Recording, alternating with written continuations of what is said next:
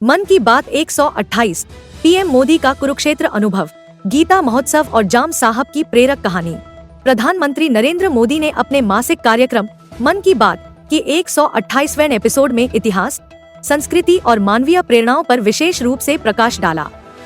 उन्होंने महाभारत, द्वितीय विश्व युद्ध, कुरुक्षेत्र अनुभव केंद्र, अंतर्राष्ट्रीय गीता महोत्सव और जाम साहब महाराजा दिग्विजय सिंह के मानवीय कार्यों का उल्लेख करते हुए भारतीय संस्कृति की गहराई और वैश्विक प्रभाव को रेखांकित किया।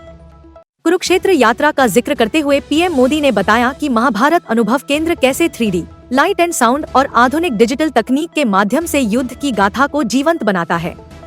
25 नवंबर की अपनी यात्रा को उन्होंने अत्यंत प्रेरणादायक अनुभव बताया। ब्रह्मा सरोवर पर आयोजित अंतर्राष्ट्रीय गीता महोत्सव में विश्व भर से आए प्रतिभागियों को देखकर वे विशेष रूप से प्रभावित हुए। उन्होंने यह भी उल्लेख किया कि सऊदी अरब में पहली बार किसी सार्वजनिक मंच से भगवत गीता का पाठ किया गया, जो भारत की आध्यात्मिक शक्ति का प्रमाण है। यूरोप के देशों जैसे लातविया, एस्टोनिया और लिथुआनिया में आयोजित गीता महोत्सव को भी उन्होंने सांस्कृतिक प्रसार का महत्वपूर्ण उदाहरण बताया।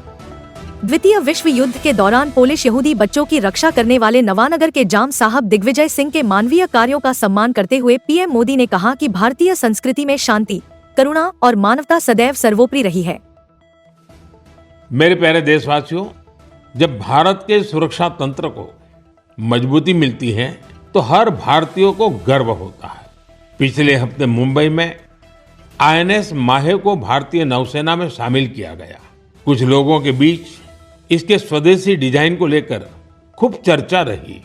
वहीं पुडुचेरी और मालाबार कोस्ट के लोग इसके नाम से ही खुश हो गए। दरअसल इसका माहे नाम उस स्थान माहे के नाम पर रखा गया है जिसकी एक समृद्ध ऐतिहासिक विरासत रही है।